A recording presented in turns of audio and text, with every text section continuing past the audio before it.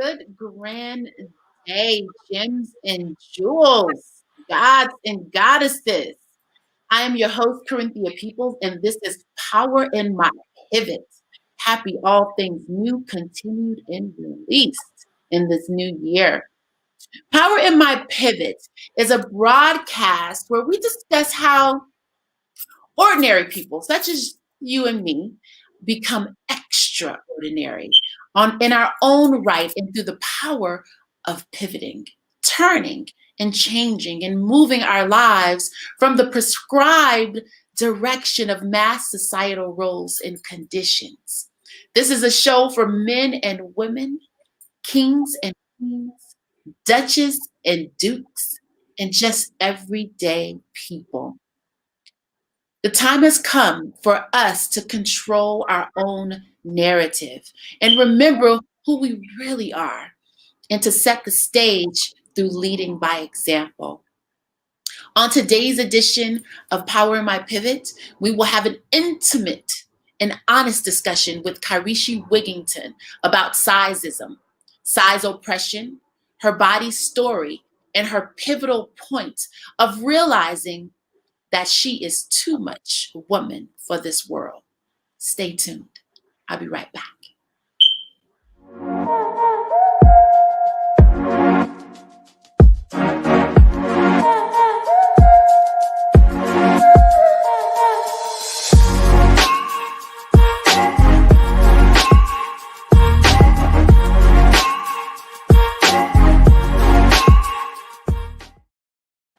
Welcome back.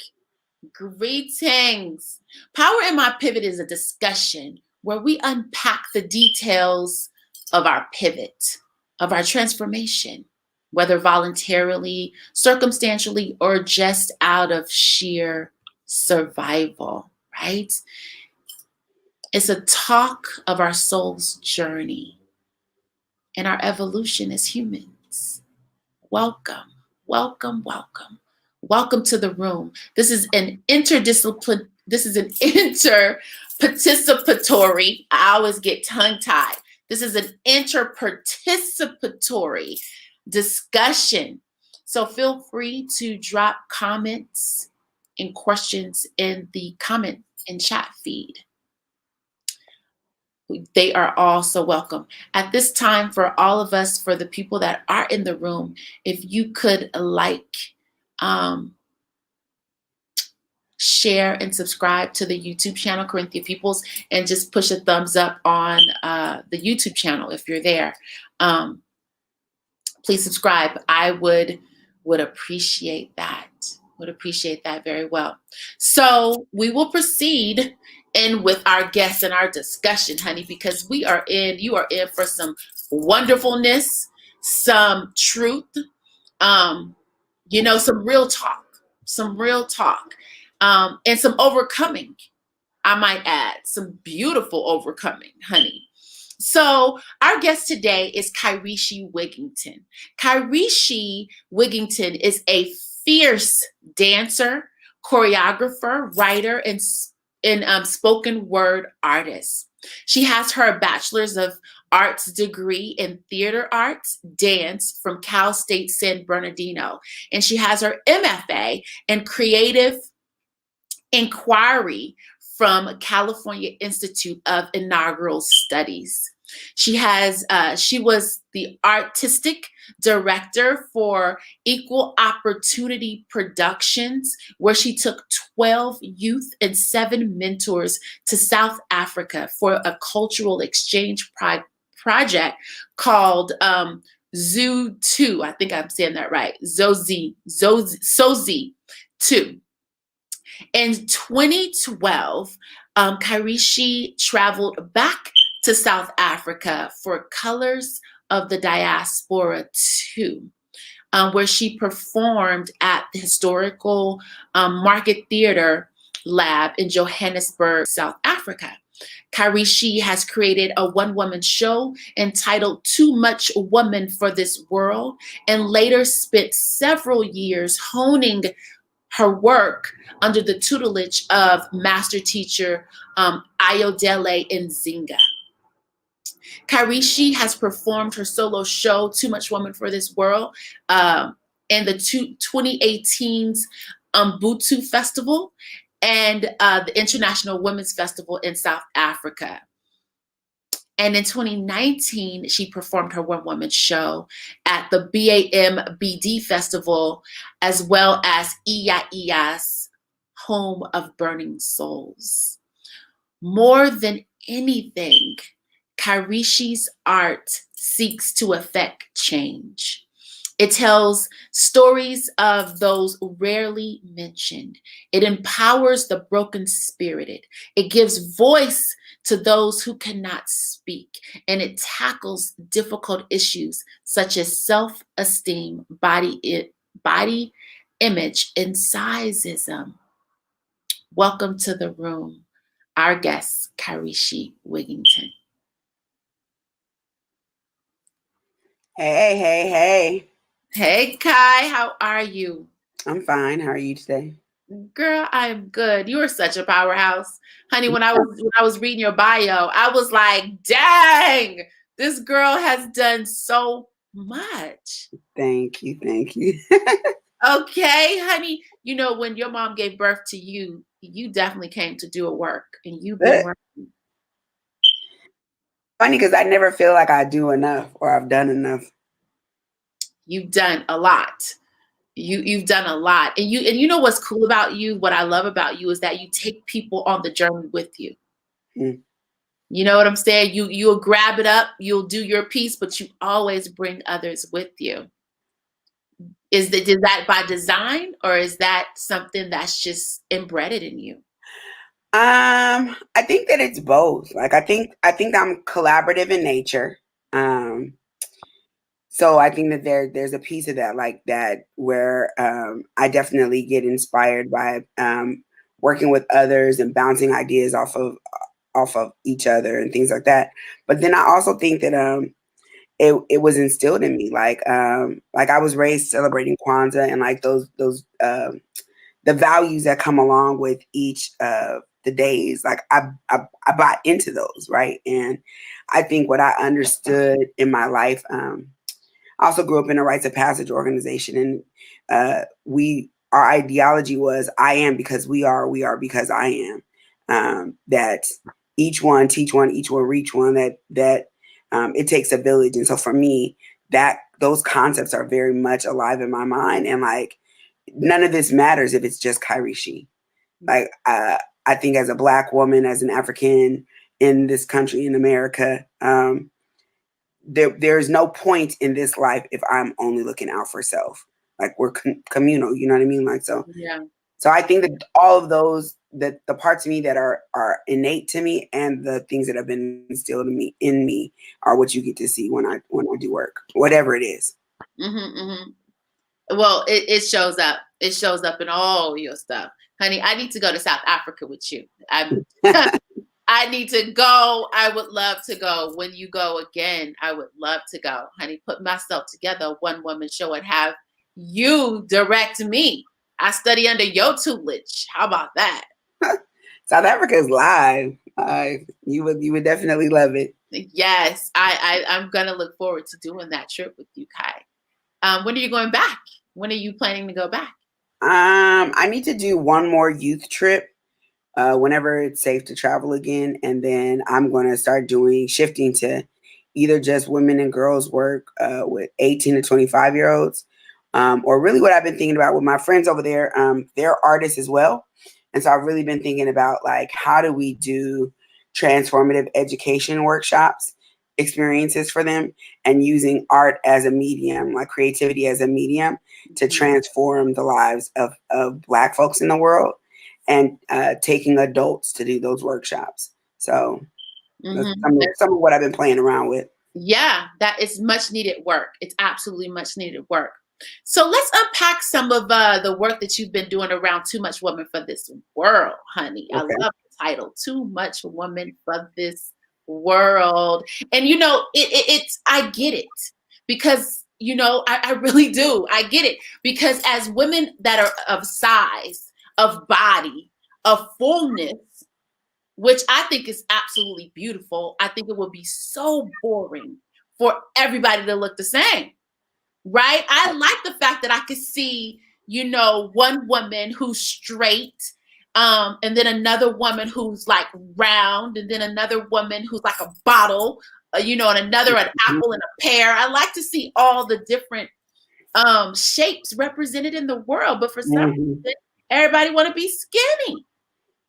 I don't get it. So for those who don't know, sizeism is defined. I want to define sizeism, Kyrie, because some people kind of like, well, what is that? I want to just kind of grab the Google version of sizeism. Sizeism is defined as prejudice or discrimination on the grounds of a person's size or weight. So, Kai, that's the Google definition: discrimination of a person's size or weight. So, Kyrie, doing your podcast, Too Much Woman for This World, you discuss the pain of being rejected due to sizeism. When did sizeism become your pain and food become your pleasure? Because we all love food. So a couple of things. One, it's interesting that there's a definition on Google now, because I remember when people weren't even using the term sizeism, right? When I first started this work, you couldn't find a definition for sizeism, right? And I would take Google's definition a step forward, further, and that ism that we attach to the end of it is an institutional piece, right? So it's not just a prejudice where we personally have views, or discrimination where anybody can discriminate, but it's actually embedded in the institutions, right? So one of the ways that you can see it showing up is with the airline, right? One of the things I talk about in my show is I have this long piece, and I think one of the last pieces is around Southwest Airlines, and I say they hate my body, and I talk about being stacked in cargo, right? Like sardines. And that there's this one size fits all attitude around furniture, around bathroom stalls, around space, that in order for me usually to feel comfortable in a bathroom stall, it has to be the disabled bathroom, right? Because otherwise there's this belief that there's a standard, and then anything out of that standard is problematic or not the norm, right? That's true. Really highlight that it's an institutional thing. One of the greatest ways that an institution attacks us is through the medical field, right? Because there's an assumption that because you're big, you're unhealthy, right? Yeah. And if you're small, you're healthy. I just want to own that, because it's not just what my mom or my family did, or what my friends or people in the world have done, that it's also how it impacts how I'm able to move through the world, and what I can and cannot do, and all of those things, right? Yeah. And so then from there, you're asking me when did it become my pain and food my pleasure? In that long piece that I was talking about in my show, it's called the Enough poem, right? And in my show, I do two things. I play around with two terms. So one, too much, and the word enough.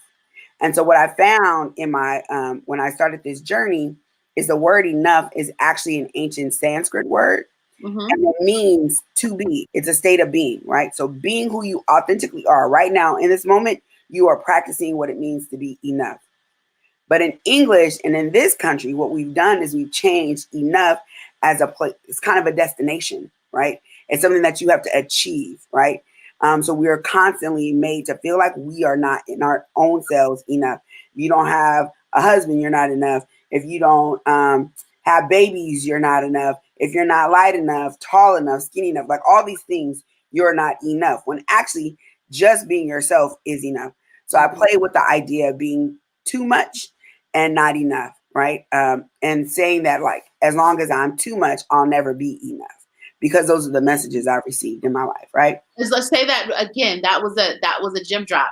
As long as you are too much, you will never be enough. Yes. Oh, we got to put that in the chat. That's a gem drop. That's a gem drop. Okay, I'm listening. All right. Wait, say that one more time. As long as you're too much, you will never be enough. Okay. And let me know if you want me to do a piece or two, because I also got some poems from the show I can share. I do. I want you to share a poem at the end. Okay, cool. At the end of our question, and yes, please, we would love for you to share a poem. So as long as you are too much, you will never be enough. enough. Oh, I have to add that to the chat, baby. I had to add that to the chat. That's a gem drop. So, okay, you want to add? Yeah, so I just want to finish this real quick and say that, like, so in my life, I've always been told that I was fat. There's never a point in my life when I wasn't. And so when you're talking about like the pain and the messaging and all of the things that come with being a little fat girl, that I don't remember a time when that didn't exist in my life. Even with clothing, right? And clothing is another way that the institution, when we're talking about that ism. Yeah. When we're talking about the cut, right? Like what models do they use to cut our clothes? And those models usually are not a variety of bodies, right? Right. So that, but the last thing I'll say is in my show, in that one piece, Enough, I start off with my father, and when I was going back and trying to figure out what are the roots of my relationship with food, my relationship with my body, like where did it really begin? And the thing that I honed in on was my relationship with my father, and my father leaving, and the gap that it put in my life, right? And I followed it up with this piece where I'm talking about, I remember the moment that food wasn't just food, it was more. My invisible best friend, right? And what I say in that piece is like, what I realized is that on a subconscious level, is that food was the thing I could take my emotions to. Food was the place I could go when I couldn't talk about the fact that I was hurting and my father wasn't there, and I felt weird and different, and like parts of me were missing. And food could fill me up when I was full, when I was empty with pain, right? And when I was engaging food, it no longer mattered that I was in this kind of pain. But so those are some of the things that I broke down to my earliest relationships with food. Yeah. And this is a conversation that is so relevant because everybody emotional eats. We all emotional eat, right? And it's something that's really not talked about, right? Some people it shows more on than others, right? But we all go to the thing to fill up the emotion, to fill up the pain, to fill up the hurt, to fill up the disappointment, the abandonment, the feelings. We all go there. So this is good. You know what, Kai? I was doing a little research around sizeism, right? Because I was good. I knew I was going to have you on the show, and I wanted to really kind of feel like what's America doing? What is America saying? Because as a woman of color, Black woman of color, I know my journey, of being a full-size woman, and I am a full-size woman. So I kind of just work with my journey, right? I don't even really worry about what other people have to say because they're not really reflecting me and my journey. They're reflecting a study, and most studies don't study the African American. So, but I found an article that was quite interesting, and I want you to speak on it. I found an article at the BBC. The BBC wrote an article entitled "Parental Failure Over Child Obesity is Neglect." I'm going to say it again. Parental failure over child obesity is neglect. So this article was placing parents at the center of their children's weight. How did your home life influence your weight and your body image? So it's interesting because I think that there are moments of truth in what they're saying, but I think that that's a short-sighted view, right? Like I think it's a very Western white frame for the issue, right? What I will say, I think that things need to be put in context. So when you're talking about like obesity, especially the way that obesity exists on the planet, but really honing it, like really narrowing it down to like the US, we're talking about an industry around food and body and really body oppression, and that there are major industries that are making money off of processed food. So I take kids to South Africa, right? And one Yeah. of the things that they always note is that the junk food doesn't taste the same as it does here. Like the junk food tastes healthier there, right? It's not They, as much sugar. huh? It's Yes. not as much sugar. There's not as much sugar, there's not as much dye, there's not as much junk, right? Artificial The color. preservatives, Hmm. right? Hmm. So even if you eat like KFC over there, there's KFC in South Africa, there's KFC here, right? Okay. But even something like KFC or Domino's or whatever doesn't taste the same as it does here. They don't have the same, it's not prepared in the same way.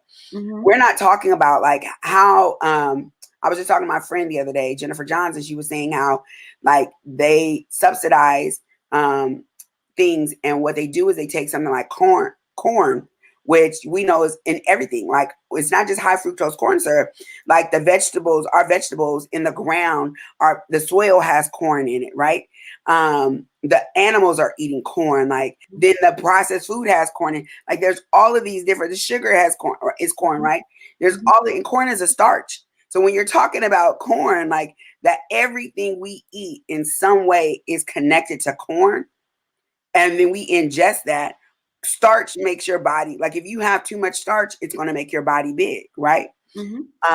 So there are real like industry things in it, like uh not our food. Like they literally strip the health and the wellness out of food and feed it to us, and then when we become too big, they there's another industry that's like the weight loss industry, right? Yep. So you literally can sit down and watch TV and you'll see McDonald's commercials and Jenny Craig commercials, Burger King commercials, and like Weight Watchers commercials, right? Like it's a cycle around them making money around on our bodies, right? Hmm. And Hmm. what they're doing to our bodies. And so I Hmm. think that needs to be there needs to be context in that there are industries that are based on, and then medicine, right?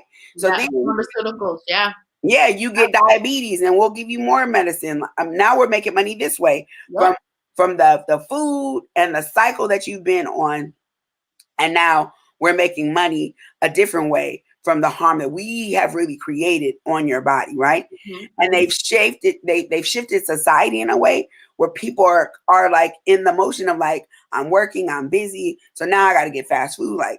Yeah. And Don't have time to make yourself food. And with this COVID, we're not getting out. People got they're calling it COVID weight. So yeah, and then and then you got a mask on. So you're mhm, not breathing in fresh air, you're breathing back in your own carbon dioxide. So the medical industry is just waiting for this thing to pop off to see how they gonna make some money. Yeah, so you're saying that you in sizeism, the industry is almost like it feeds on the person, mhm. the revolving door of food, obesity, health care, medication. They want you to be this revolving door of basically money, That's money, exactly money, that money. is exactly what it is. And the problem is some people's bodies, you see it different. You see more with some people's bodies than others, right? And that's not to say that skinny people don't have those issues. It just means that their bodies are skinny, right?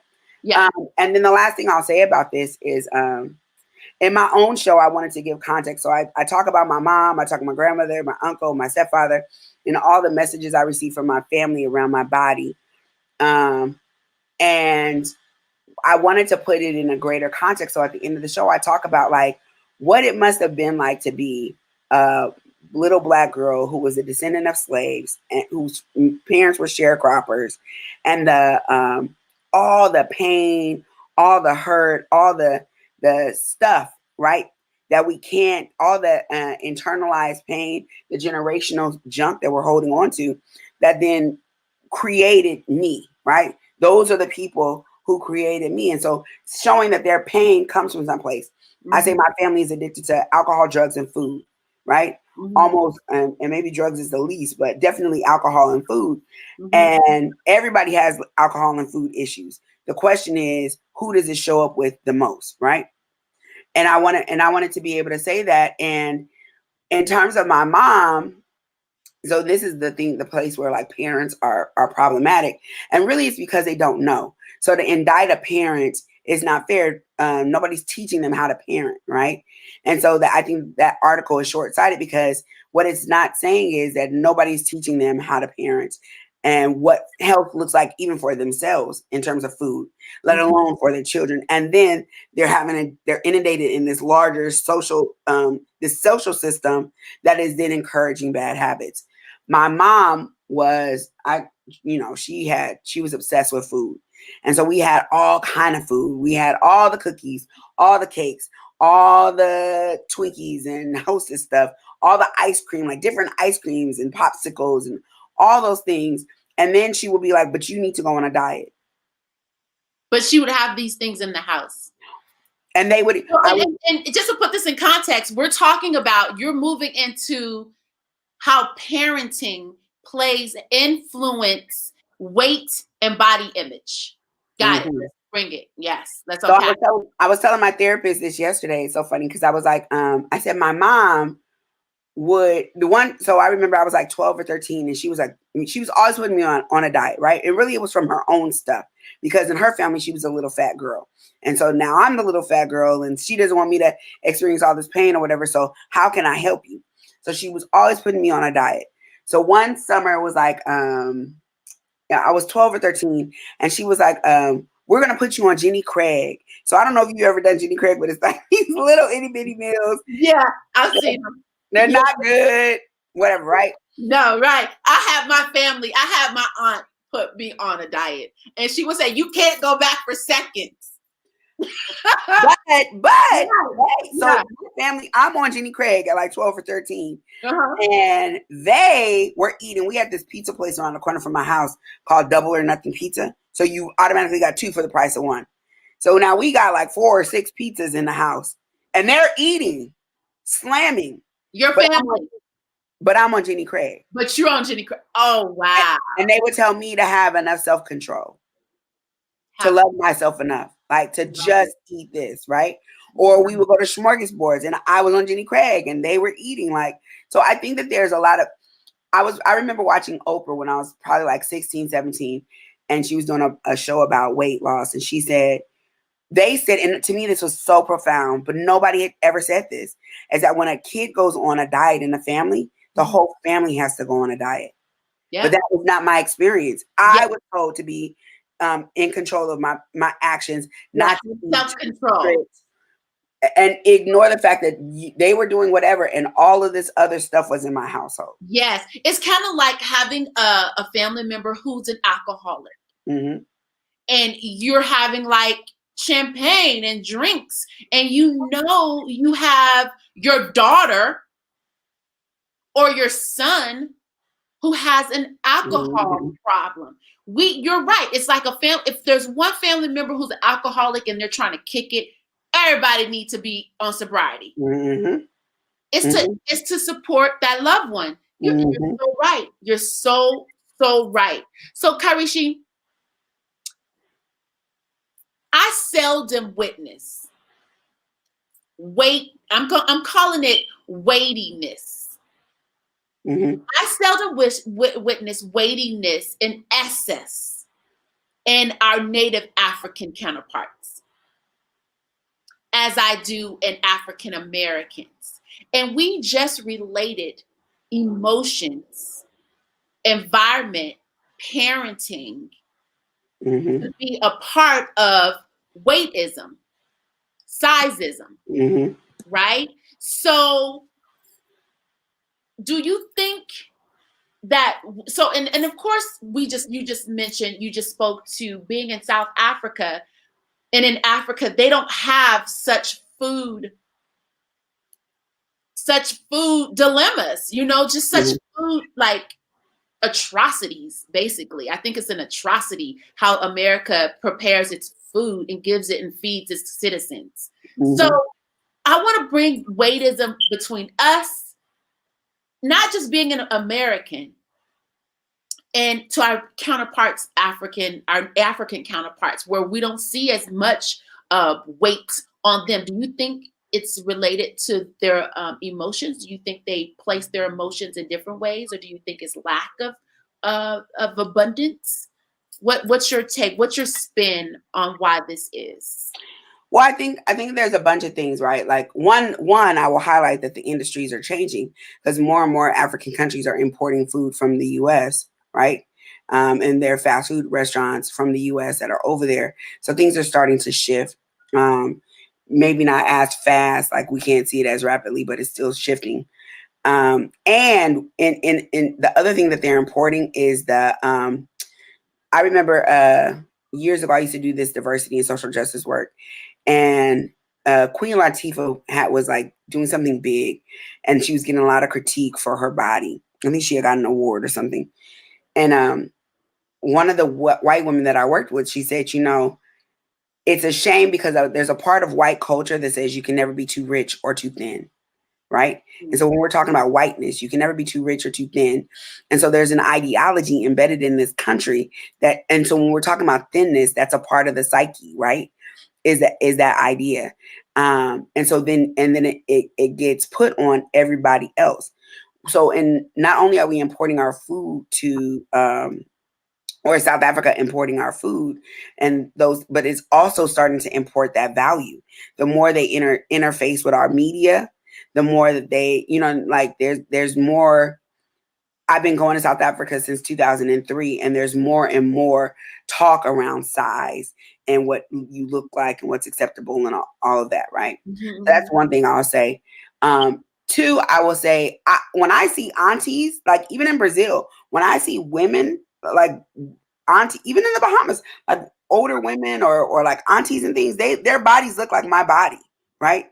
I don't feel out of place because their body, like my body, looks like their bodies. Um, I think that there's also a level of activity in those countries and a way of being, washing clothes by hands, walking, whatever. They're Water, having to go to the market. There's no grocery stores, markets that you can just like roll up into. Like there are here. They're not in abundance. So yeah, you're getting fish. You're gonna get it fresh out the sea. You're going to go buy the fishermen to get your fish. And South Africa is more it's more what do you call it? What's the word? Like it's more like this modern. Yeah, it's more modern. And so they go to the store, right? But they still don't have such a sedentary lifestyle, right?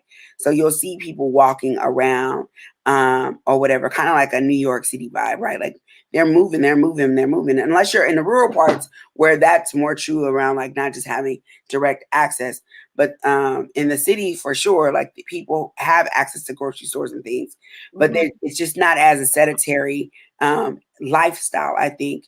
And I think more than even that is, for many people on the continent, like having size is a value. Like when you're big, it's a symbol of wealth, right? Like it means something different. Yeah. It's like, it's like opposite from you can never have more money and never be too skinny. So yeah, they and in Senegal they call it Dede Yankee. Dede Yankee means like a woman, a big woman. She's big, she's full, she's Dede Yankee. She's good, she's juicy. Yeah, like I remember when I first started going to the Bahamas. I went to the Bahamas in South Africa for the first time when I was 28. And in both of those spaces, like they love, cherish, worship my body. Like I was the most popular. I was the one that was sought after. And I had never experienced, I grew up in Southern California. Like that wasn't even like the Bay. Like at least in the Bay, there was a value around thickness. And, like in California, you were like, you were fat. You had two options. Yes. You fat. That's it. That's it. Yeah, especially in LA. You're right. You're right. And I don't visit LA a lot, but when I go there, I don't expect any romantic connections, due to my thickness, right? So, but when I get them, I'm surprised because it definitely happens. So Kai, what is this concept that you call the story of your body? What's this concept? What is the story of your body? What? What when I was looking at your podcast, I was like, she keeps asking that, and she keeps saying it like, "What's your body story?" Mm-hmm. What and so, can you explain what's a body story, and then tell us what yours is? Okay.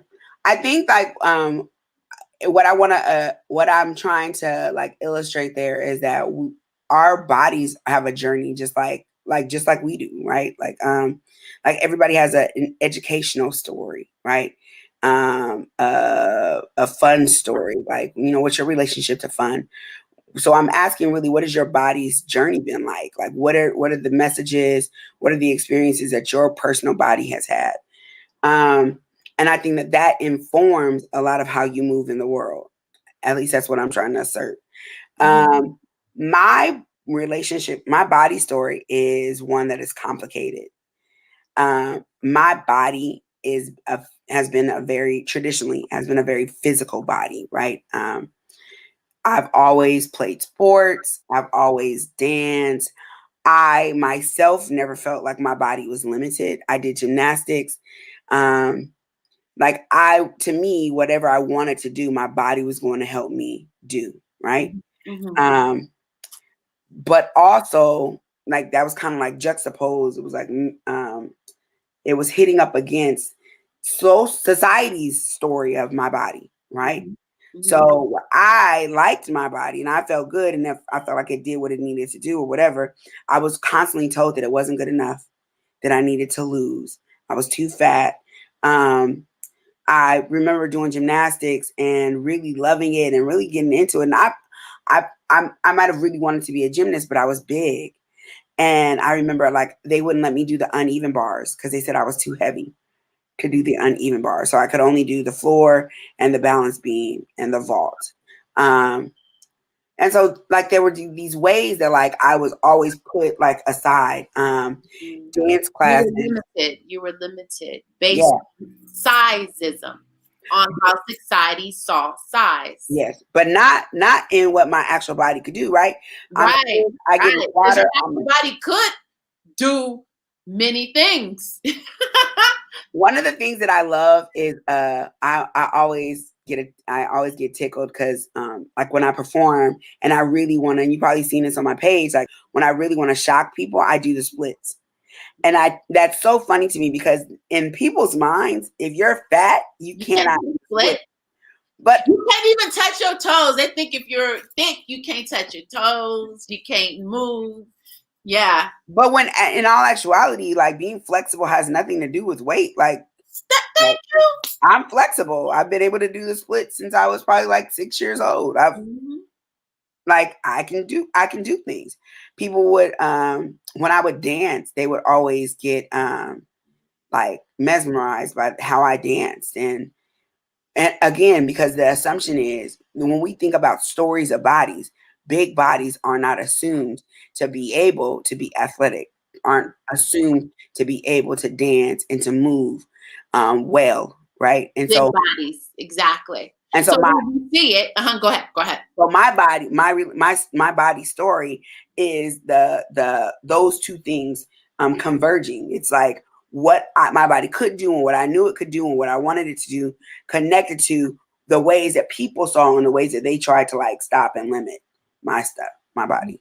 Yeah, yeah. So, we met on the dance floor. We Mhm. met doing West African dance in Oakland, California, and we were both dancers. And I can recall so many people over years of dancing after a dance class would say, Mhm. "You're so much fun to watch," Mhm. especially the white women. Um, Mhm. so much fun to watch. And you don't know how to take that, but it's kind of a compliment because they're saying it with affection, with a jubal Mhm. affection. So I think they're saying you're fun to watch because I wouldn't have ever thought that you could move like that. That's Mhm. basically what they're saying. Mhm. And especially because they aren't as free.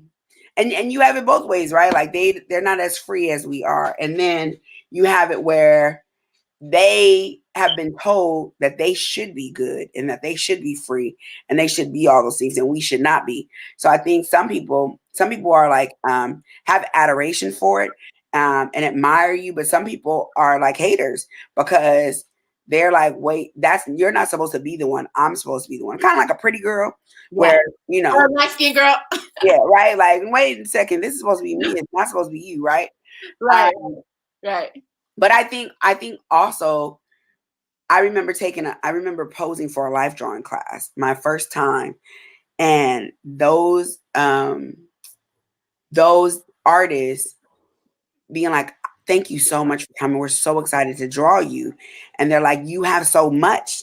Like your canvas is a lot. It, Yeah. it provides variety. It Yeah. provides interesting, right? And they're like, we get tired of drawing basically like skinny girls. Like their bodies don't have the texture and the dimension that our bodies have, right? And so I also think that there's a way that you said this earlier when you were talking about wouldn't life be so boring? I also think there's a way that people just kind of are craving variety, right? I think that everybody benefits if we show a variety of people on in our media. Everybody benefits from that, right? Yeah, Nobody absolutely. wants all Everybody can blonde, see all white, themselves. but not even just that I see myself. I also want to see other. That there's something that enriches my life when I see more. More of variety. Yeah. Yes.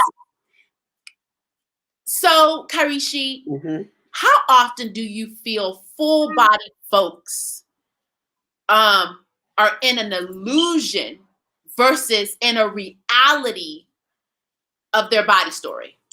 Because we can quickly make up things about our body story easy. So what do you say about, and then how do you, well, the actual question is, how do you be clear about when you're in illusion and when you are in reality about your body story? It's interesting. I think the illusion more times than not is around I don't think that the illusion is like a positive illusion. I think the illusion usually is a negative illusion, right? Like I think usually because of everything that we've been told, the illusion is usually that I'm not good enough. I feel so fat. There are times that I feel like I can't fit something because I just feel fat.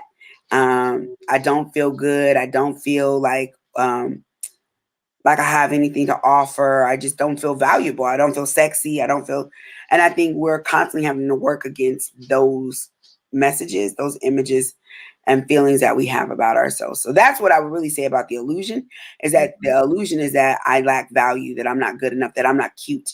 For instance, and this is in my show too. I used to think that people talked about fat people when I was growing up.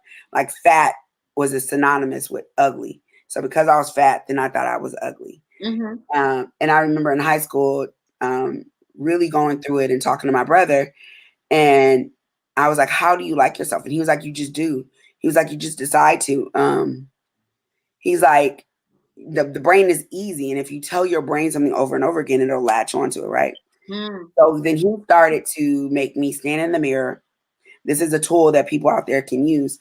I just stand in the mirror and I had to say, I love you, Karishi. I love you, Karishi. I love you, Karishi. I love you, Karishi. I love you, Karishi. I love you, Karishi. Mm-hmm. Like 100 times. And then Mm-hmm. I had to Did stand there. you do it naked? Did you stand in the mirror naked, or did you just look at yourself in the eye? It was really just, it started off with just my face.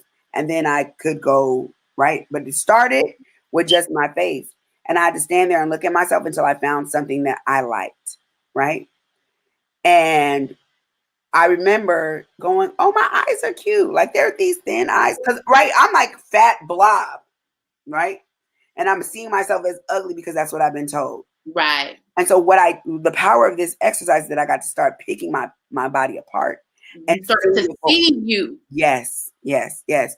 So, oh, look at my nose. That's what my nose looks like. My nose is Yes. a cute little like round thing. You know what I mean? Like, Yes. oh, Yes. this is what my lips look like. So I got to start seeing myself outside of the junk the filter that they have put on my that mind. they put on all of us, that ism, that industry societal ism. I Mm-hmm. remember, because we have the thing with good hair, bad hair, right? Mm-hmm. So, and I'm sure in most Black folks' house, there's this thing called good hair and bad hair, and Mm-hmm. it was better for you to straighten your hair. That's why we grew getting perms, and now it's the weave industry. It's just off the charts, because straight hair is considered more attractive than Mm-hmm. curly hair, right? So And I manageable. remember, and manageable, and it didn't peg you to being too Black, and it Mm-hmm. opened some doors for you because you look like them. You wasn't wearing a fro. You wasn't being your natural Black African American self. You were Mm-hmm. conforming, code Mm-hmm. switching. Mm-hmm. So I remember what you just said about the exercise. I remember when I stopped perming my hair and I decided to lock my hair. And I was in the mirror and I was doing the same thing that you was doing. And I said, "Oh my God, look at my curls. Mm-hmm. They're so beautiful." Like, I Mm-hmm. actually, for that point, saw my hair. And I was like, "It's not ugly. My curls are cool," right? So yeah, you're right. Mm-hmm. That's a great exercise. And for those watching, that is use if you're having any esteem issues, do the I love you self mirror work. Yeah, Absolutely. it's necessary. Huh? Say it again. I just said it's really necessary. It is really necessary. Yeah, you're right. Mm-hmm. Kai, when did you pivot and rebel against the fat narrative? Because you rebel against the fat narrative. You have, in Too Much Woman for This World, your logo is you and your round, beautiful body on top of the world in a split. Naked. Mm-hmm. Naked. Naked. Mm-hmm. When did you pivot and rebel against the fat narrative? I don't know that there was a moment that I've pivoted. I think I've always lived in resistance to the box. Like, I think, I'm an Aries, I'm a wild woman. Like, I think it's just in me to not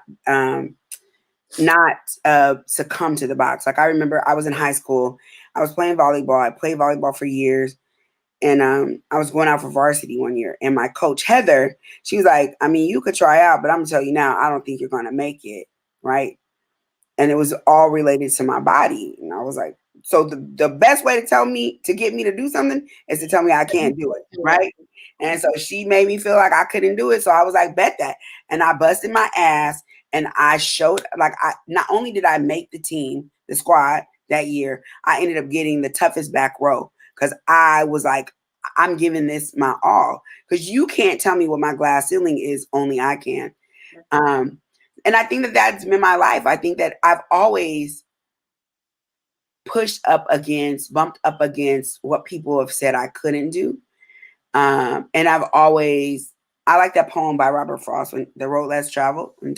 He says, but I chose the road less traveled by, and that has made all the difference. I think that is who I am. Like, I want to do what feels good for me. That is not the beaten path. That is not status quo. That is not. I like being original, and I also like living. And I tell people, my saving grace is that I love doing things more than I hated my body. So I love. One I of the get that. I this get that. I get this, that. this is a key pivot for me. And I think there have been a bunch of these, right? But a key pivot for me, I was in college and I used to take classes, like sports classes, because I don't like going to the gym. So that was my exercise. But I'll go to a class, right? And I'll do things. I like accountability. I don't want to get in trouble, so I would do that. So I was taking this swimming class, and I remember my teacher Janice being like, Kyrie, it's lap swim, right? So you go back and forth, and you're trying to get your time down. And she's like, Kyrie, you can't keep wearing this T-shirt. It's getting in the way, right? Like, it's slowing you down. But Yeah. Fat girls, you go to the pool, you put a t-shirt on. Like that's what happens. Like Right. you've been told like that's what You put a t-shirt on over the swimsuit. don't nobody want to see all them rolls, right? So I'm in college. I'm going to swim. You I put a put a t-shirt t-shirt. on. So but now Janice is like, this is not working, right? So Yeah. I remember this moment so clearly in my college dorm room, getting ready to go to class, and I'm put my bathing suit on, and I was about to put the t-shirt on. Oh, excuse me. And I remember her going, I remember her in my head, and I remember thinking, what am I going to do? Because, you wear a t-shirt. And I just remember saying, like, they know I'm fat. I know I'm fat. The t-shirt is not changing my fat. Like, it's not hiding that, right? Yeah. And I see me all the time. Yeah. I'm okay with me. So I was like, fuck it. They're just going to have to deal with the fact Okay that with I'm you. fat. You see, so we just pulled it. We just unpacked it, Kai. The t-shirt makes other people feel comfortable. Mm-hmm. And it Mm-hmm. makes them know that you are uncomfortable. It makes Mm-hmm. them okay with knowing that you're uncomfortable being fat. Mm-hmm. But the Mm-hmm. moment you pull off that t-shirt, it made them uncomfortable because now they think that you know that you fat, but you good. Mm-hmm. You don't have any isms because you pulled off the t-shirt. Mm-hmm. Love it. We just unpacked that. Okay, so look, we have a few more questions. We're getting up to our hour. Oh my God, it's so many things I wanted to ask you. So the too much woman for this world Mm-hmm. seems to me like it's a rebellion. Is it a rebellion, Kai? Is it a rebellion uh towards family that's made you have to work through issues that was given to you? Is it a rebellion to society? Is it a rebellion to the food industry? Is it a rebellion? Is too much woman for this world a rebellion? Is it like the I'm coming out, I'm coming out, I want the world to know, you got to let it show? Is it like it what I'm too much woman for this world? Because you have some nudes in there and too much woman for this world where you are bearing it all. Is it a rebellion? Are you rebelling? So let me say this, right? So Too Much Woman for This World actually started in like when I was around 25, 26, 27, around then. I was working in residence life and I started doing workshops at conferences. And Too Much Woman for This World was a workshop that I did. And it really was created. I don't know that it was so much about rebellion as much as it was, I want to understand this body thing. I want to understand all of this. It was my own like unpacking of what my body story was, the messaging I received, how I felt about my body. How did I move to a place of like getting rid of the junk? So it was this journey that I was on, and I wanted to have that conversation with other people, especially other plus size women, right? Yeah. In my research, and I think it's important to note that really when we're talking about the average size of women in the US, it's 14, it's a 12, 14, right? That's the average size of the woman in this country.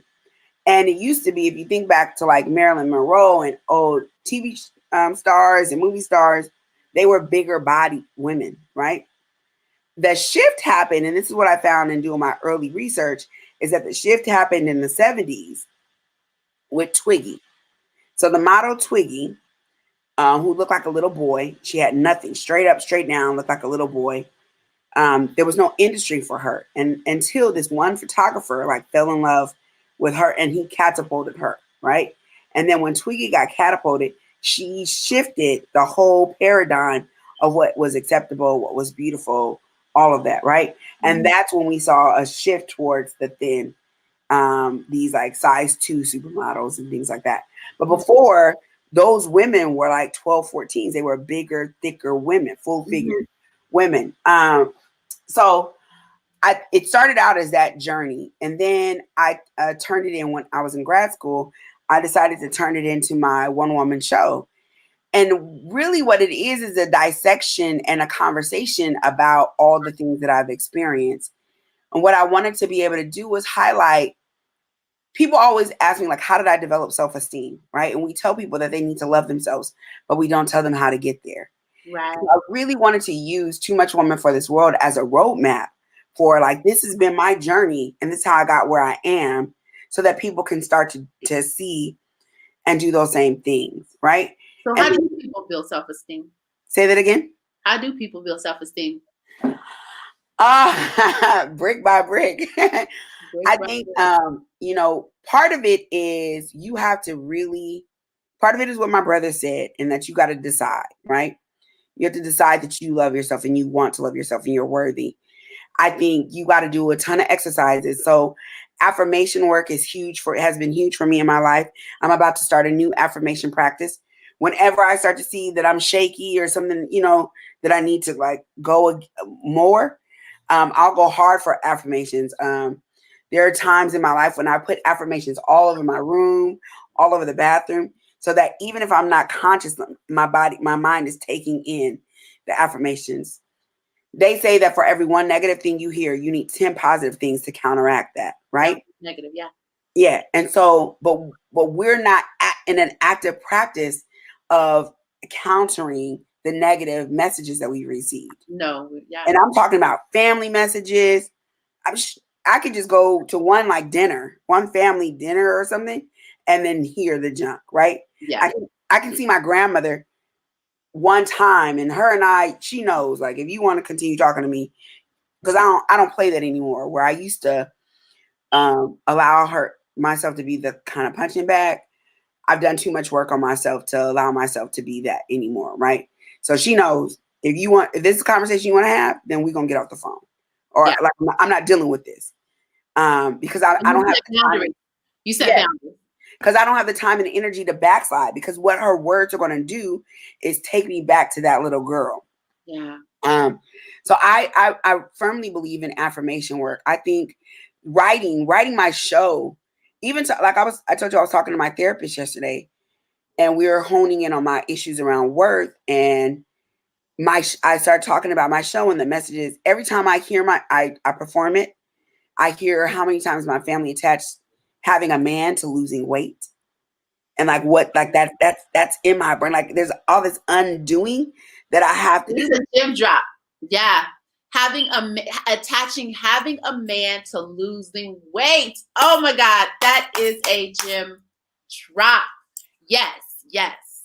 So I think that when you're talking about building self-esteem, you literally have to build it. You have to take out the junk that you've been fed and infuse something positive in its place, right? So I have to create new stories, new scripts. What are the messages that I'm giving myself that are actually the truth?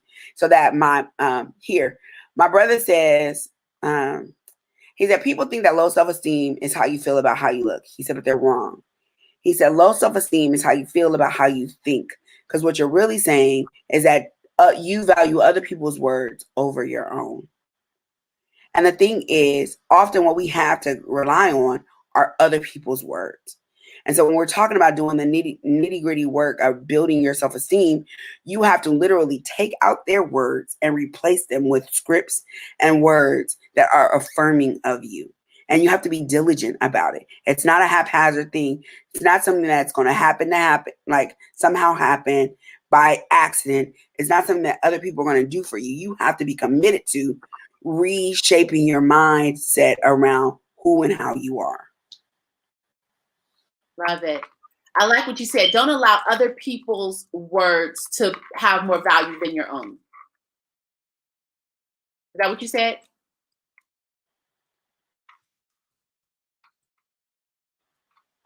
Corinthia, what'd you say? Yeah, you froze.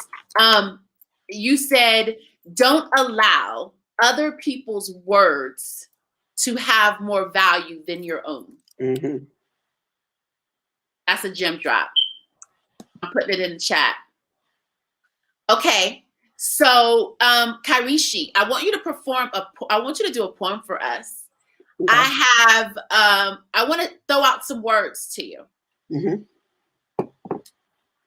And when I throw out a word, you give me one word back. Food, Comfort. mental health, My mother. self-discipline, Fasting. emotions, Complicated. parenting, Reverse roles. men. Good sex. Okay. Yes, that would be Kairishi. Kairishi, perform a poem for us. Do a poem. But do you mind doing one poem? So this poem is called A Fat Girl's Blues. My life ain't been much of a pop song.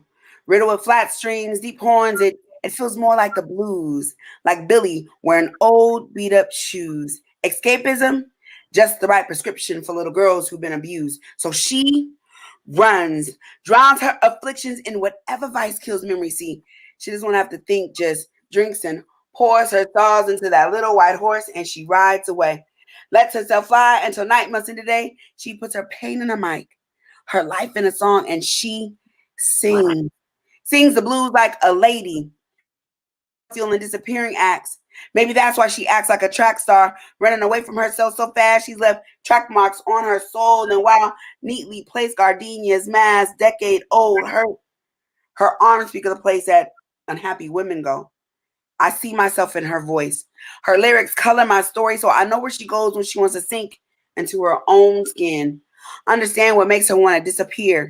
Drift away on a cloud of ugliness, nothingness. You're just not enough. Sometimes I feel lost. Feel like the cost of being fat is too high. Life is just a little too hard. Trapped in a prison of melancholy, searching for happiness, wishing I was skinny. So I stray. Try to lose myself to avoid the ache instead of drugs. I hide behind food. Lock myself in a coma trying to get away. Heroin was Billy's drug of choice, but chocolate is my escape. Well, chocolate, ice cream, chips, any other form of junk I can get. See, food gives me a comfort that no one can touch. The kind of fix that makes me feel normal when everyone says I'm too much. Overwhelmed with pain, I feel like a fiend, like I'm strung out on shame, and I just can't seem to break free of this shape. And while most days it feels like betrayal, my body is often the one place I feel safe. I'm heavy, bogged down with inadequacy, a story without hope, broken spirit rambling like a guitar slide through sorrow. And the more I hurt, the more I eat, locked inside everyone's perceptions of me. I can't believe there is something on the other side like sweetness, love nestled in sound. Feel more like unwanted confusion than a beautiful possibility. Craziness stuffed inside notes without range, 12 bar bitterness wrapped in struggle. I have forgotten what promise feels like, so I cling to the sadness in her tone as she sings the blues like a lady. Her saws into that little white horse, and she rides away. Lets herself fly until night melts into day, cause see, somewhere along the way, she never felt good enough for this world. Broken hearted little girl, all grown up. I I know where she goes.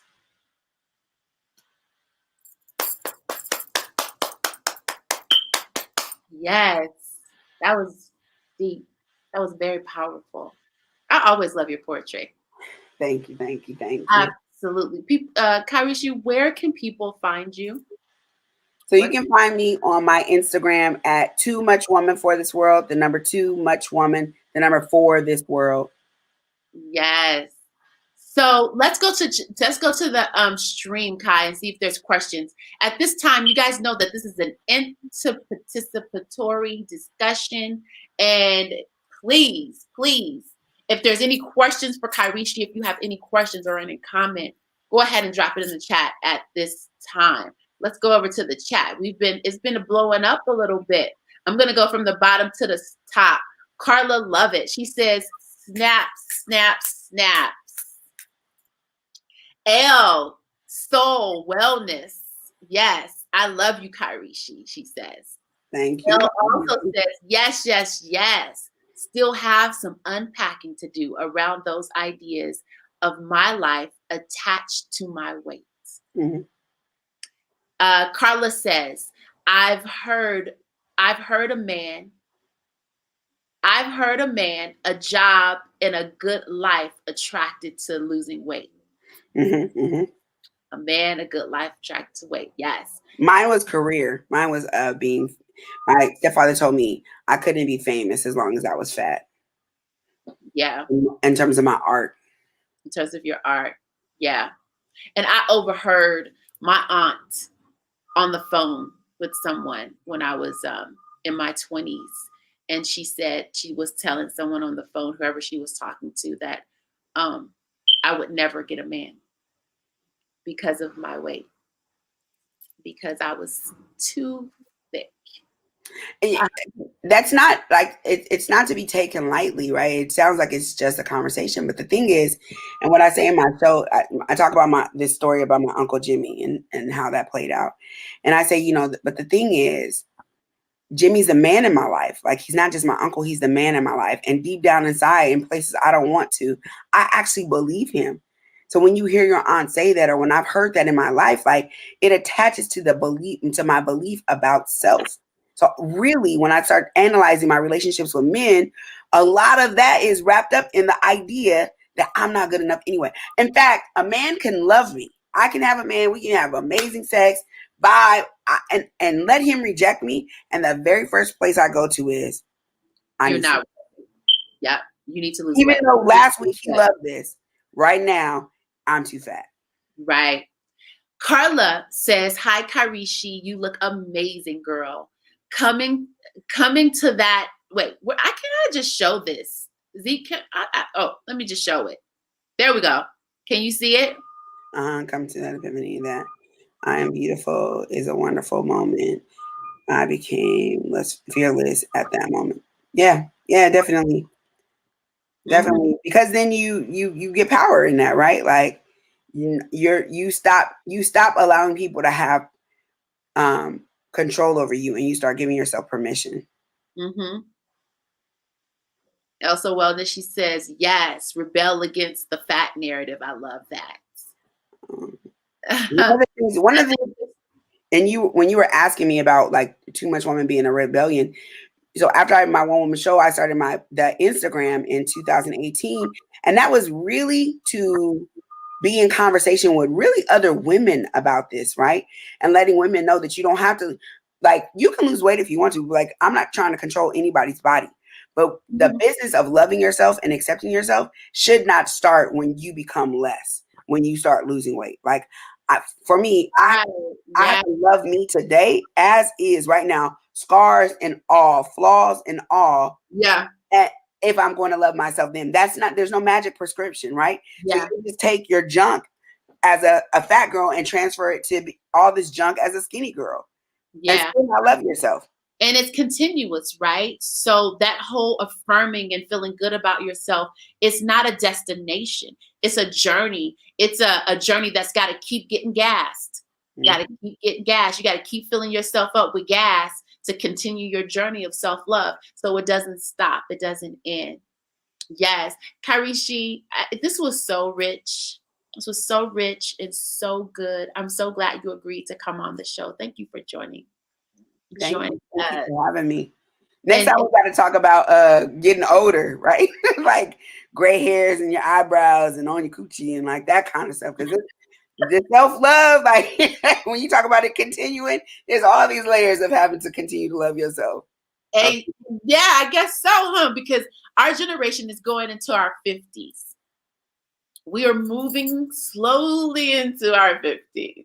So yeah, that will be a great conversation. And I think I would have it with a few of us, maybe two other sisters. That would be awesome to have to talk about going into our 50s, what that feels like, what that looks like, what our expectation. Let's unpack some of that. Mm-hmm.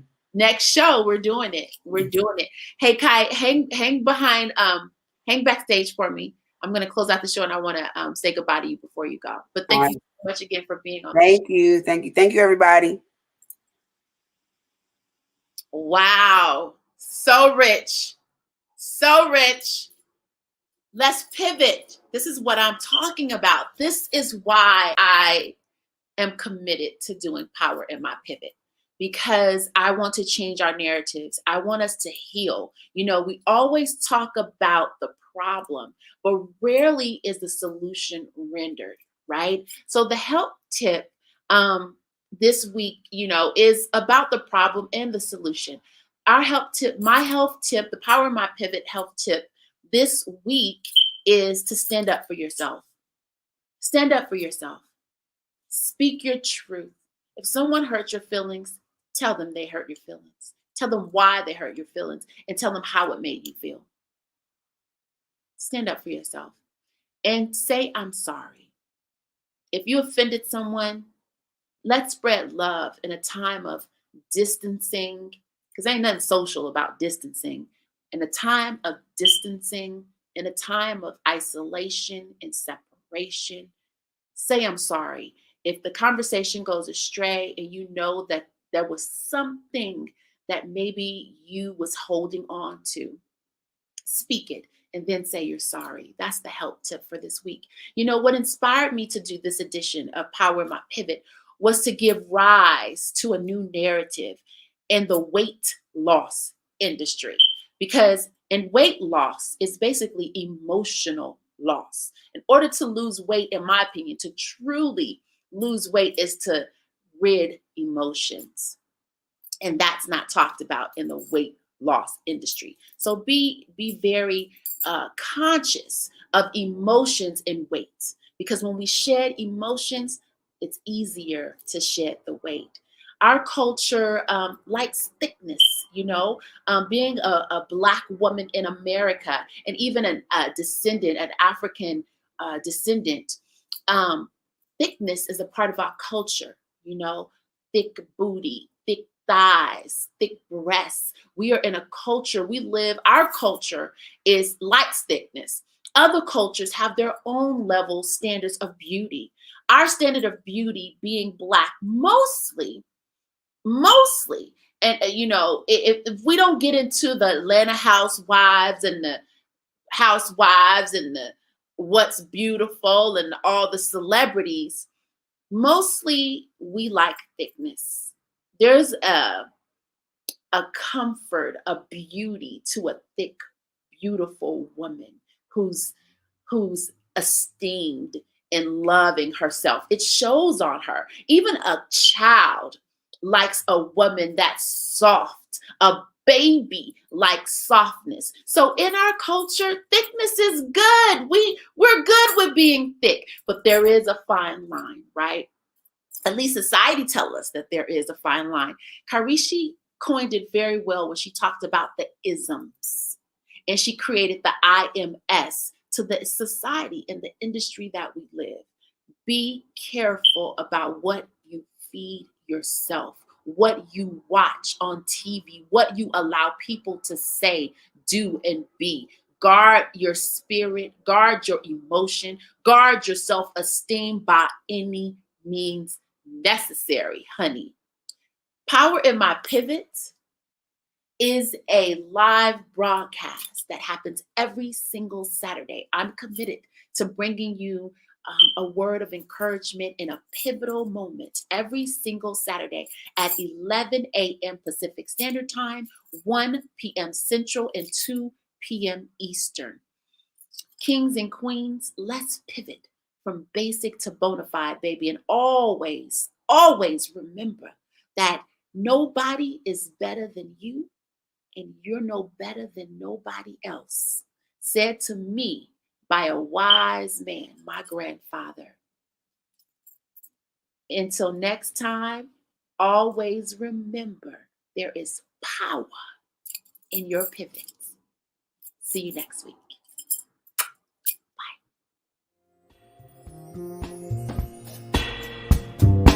Bye.